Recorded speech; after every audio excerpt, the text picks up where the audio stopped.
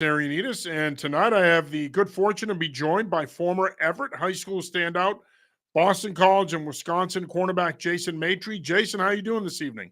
I'm doing good, man. I'm blessed. How you doing? I'm doing all right. I'm doing all right. Well, we're blessed to have you on, man. I really appreciate the time.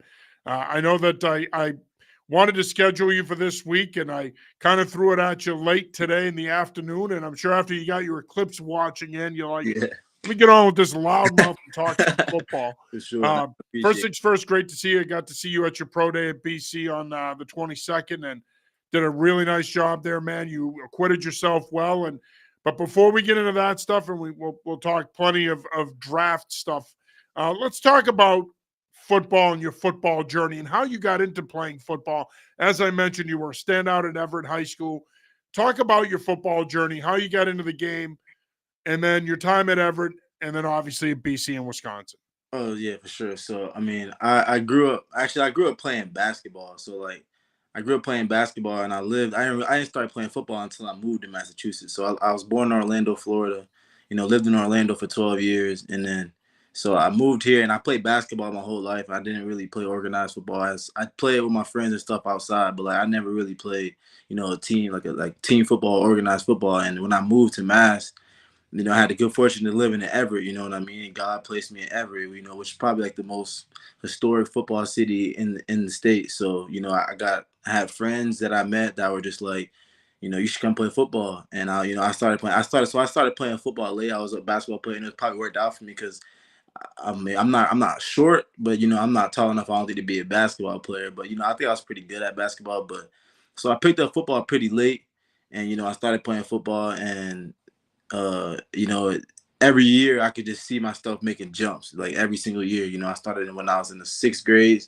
Yes, and every year from that year on, I could just feel myself making jumps, and I was like, like it's not easy. It didn't come easy, but it was natural. I'd say like it was just like natural to me, and like I felt like it was something that I should have been doing for my whole life. So each year I got better, and I ended up going to Everett High School, and playing under Coach John DiBiase. So I got he's one of the best coaches, and probably is the best coach in, if not high school football. Definitely Massachusetts, but if not high school in general.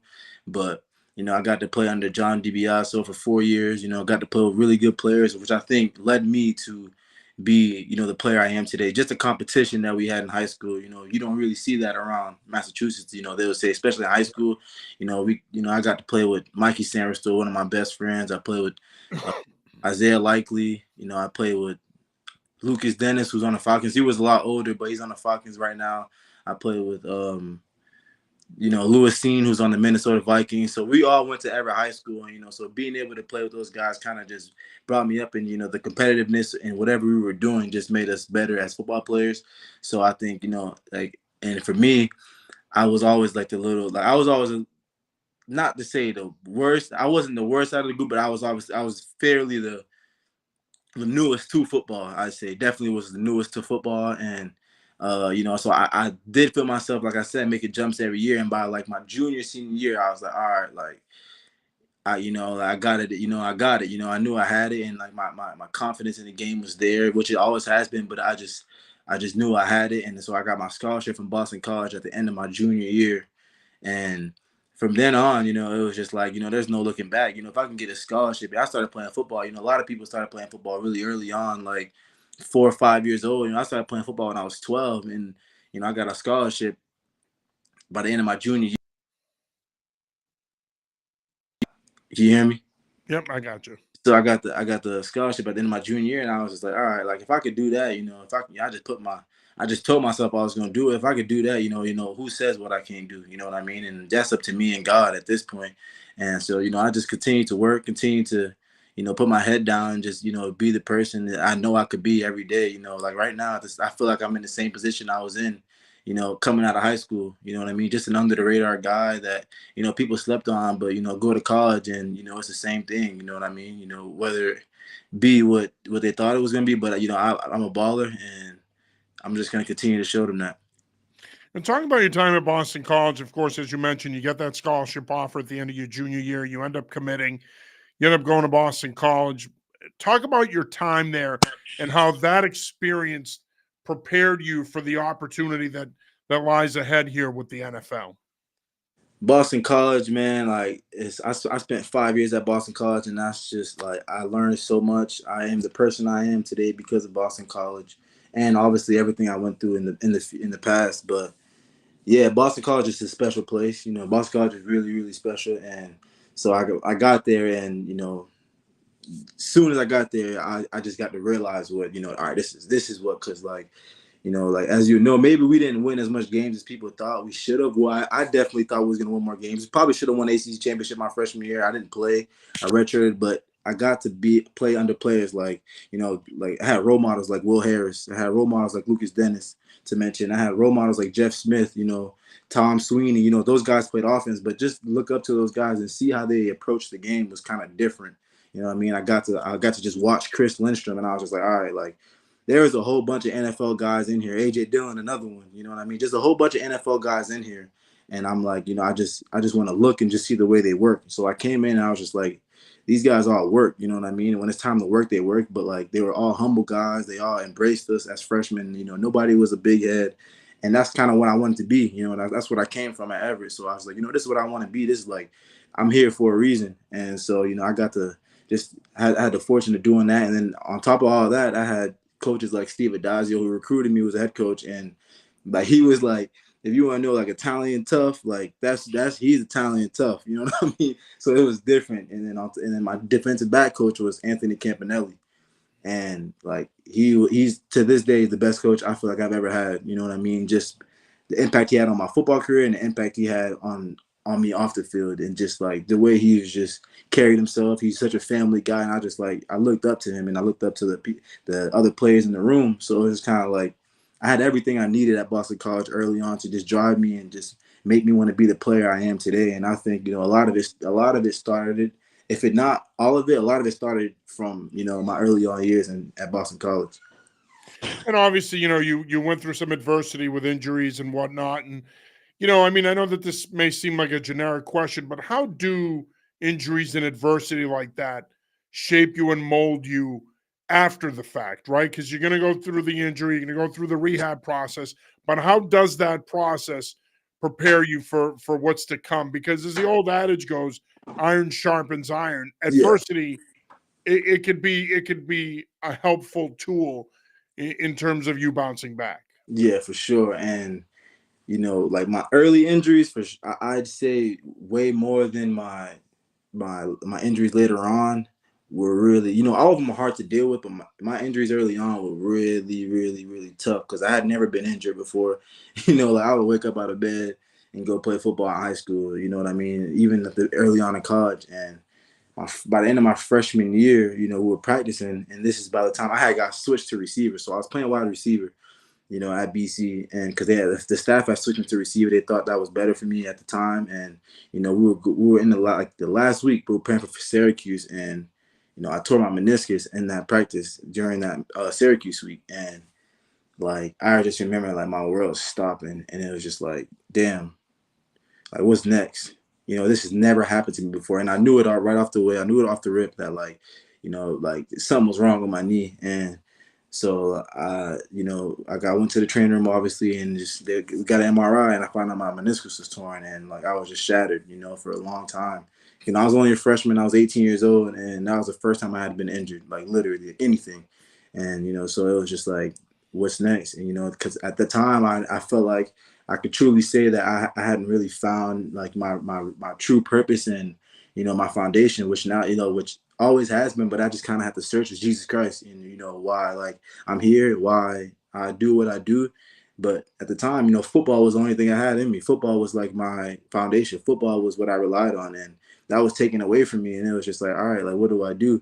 And I got, so I was fortunate enough to come back that next season and play through that next season and not really have any big injuries until my redshirt junior year, so my senior year, which is and I remember after I tore I messed up my shoulder versus, which is against Syracuse, which is crazy, so that was my last game playing. I messed up my shoulder, and it was just like, all right, like, because I had small little bumps and bruises through the road, but it was nothing serious, you know what I mean? Nothing that I really had to just I never really sat out for it. But, and I got to that injury, my shoulder injury, was like, all right, again, this is something major. I'm going to have to miss some time. And this time I was actually, because when I messed up my knee versus my freshman year, I wasn't playing. I was redshirting, probably getting a red shirt, and it was before the last game of the year. So it was just like, all right, you can prepare, and you have the whole offseason to come back, and you'll be ready for the game one.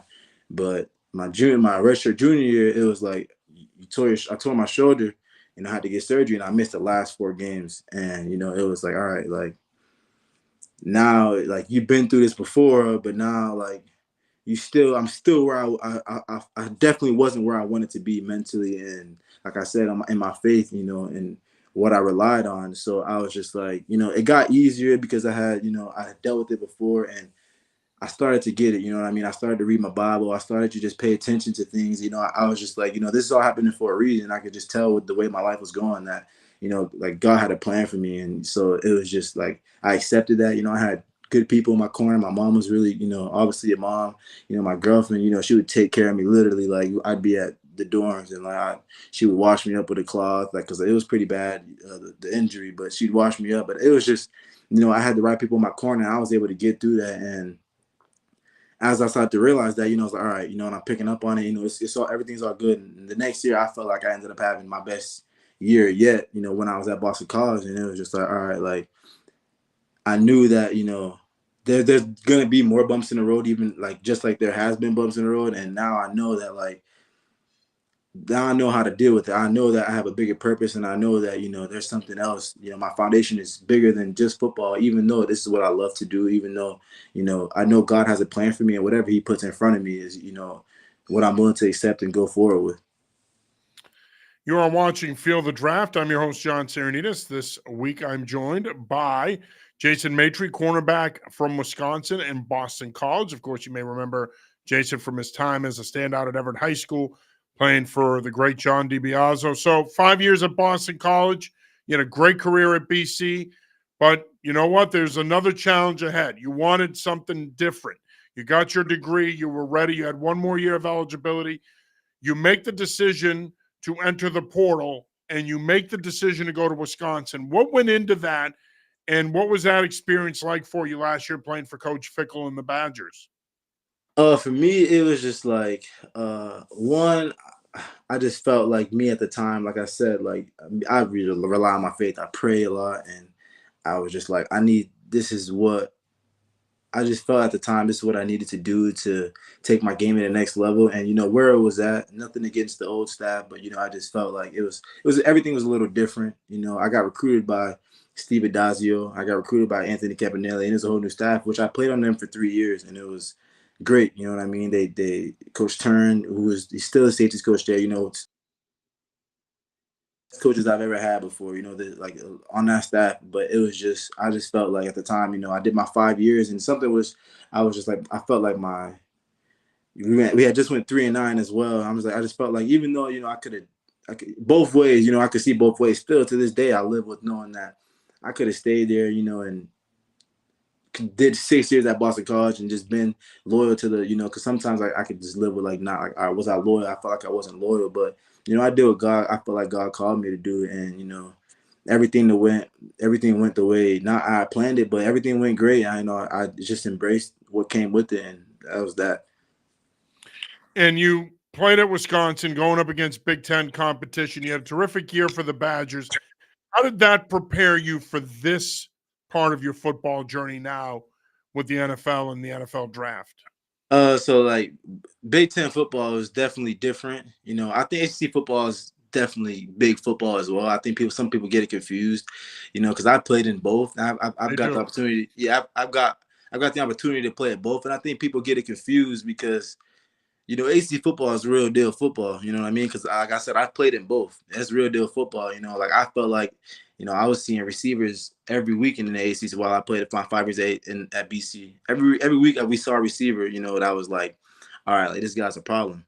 You know what I mean? Not to say that I was in the Big Ten, but I'm just saying that because people look at the Big Ten and look at the ACC as like two big different conferences. Nah, that people really do get it confused. But playing at Wisconsin was great. I just felt like it's definitely a run, a more run heavy conference, and people want to definitely attack you. Like this is like more traditional. Like, we're gonna run the ball and we're gonna pass the ball when we have to.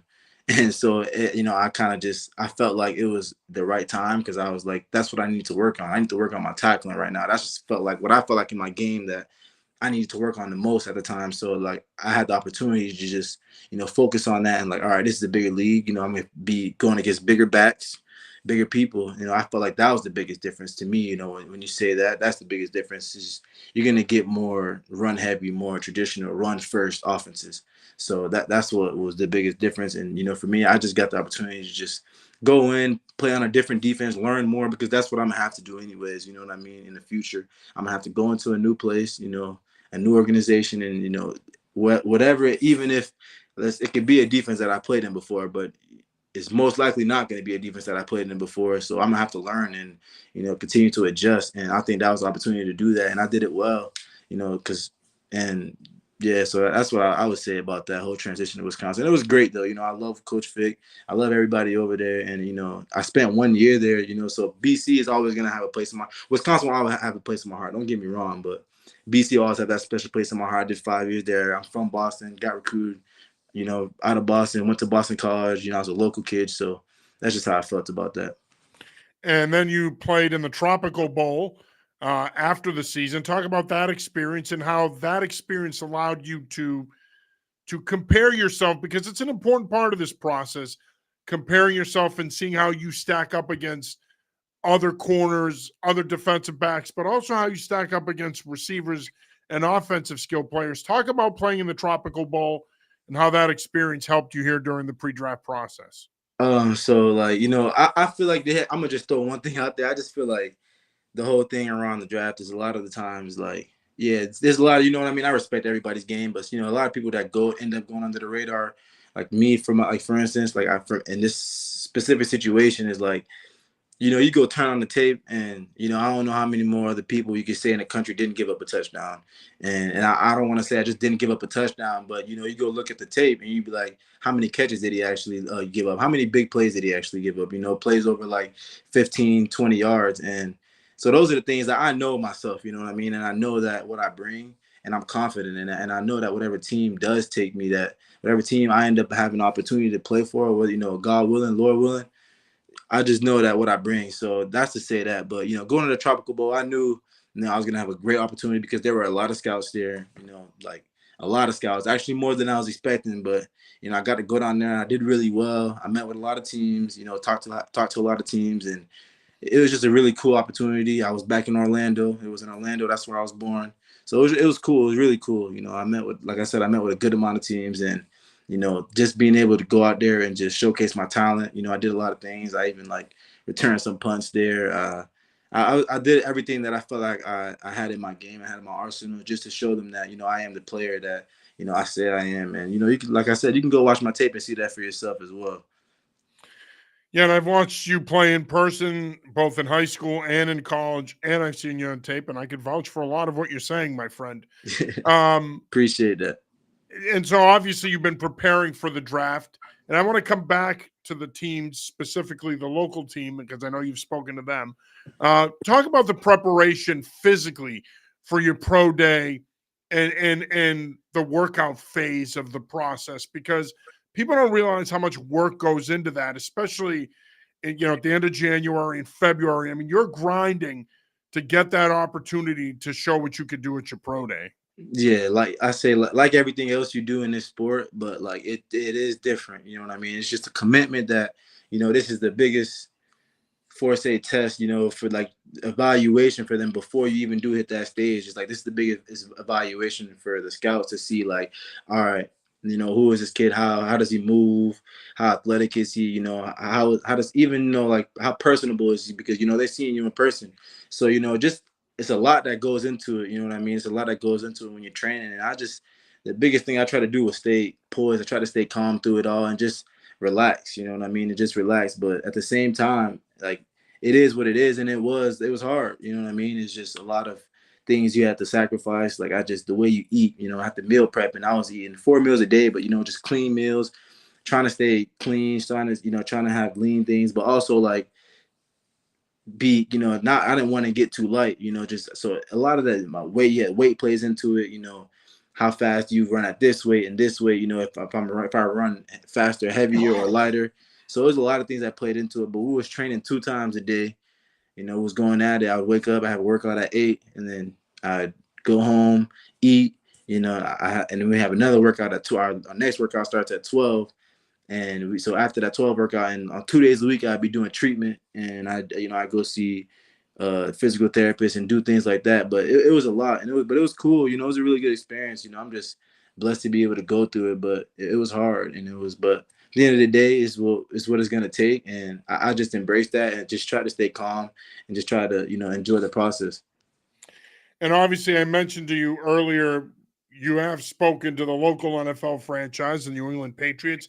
You met with them and you participated in the local pro day last week. What was that experience like? That was cool. That was really cool. And it was, I had been there before because, I played in the state championship in high school, and it was in that bubble. And I got to realize, I was like, oh, this, I've been here before. But that was the first thing I thought about. But it was cool. It was really cool. Just got to work out in front of all the teams. I mean, all the coaches, and, just showcase again, get opportunity, and whatever opportunity, I just tell myself, whatever opportunity I have to get in front of these coaches and show them me and the way I move, I'm just gonna keep on showing them that, like I say, I am who I say I am, and I think they were really impressed by the way I moved, by the way I tracked the ball.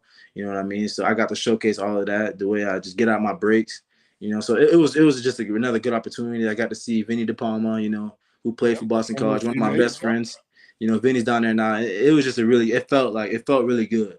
You know what I mean? It just kind of felt like they're really welcoming. It's just they have a cool staff, and so yeah, it was definitely really good. And you got a chance to work with Brian Belichick at your pro day, too. So there was a little bit of familiarity there. Exactly. What do you love about playing football, Jason? I mean, you said you were late to the game, if you will. You grew up a basketball player. You made the transition to football. But now that you've been playing football for as long as you have, what do you love about playing the game? My biggest thing from the second I started playing the game was like, because I played wide receiver and I played DB, and it was just like I just love the playing football, and just the versatility has always been my biggest thing.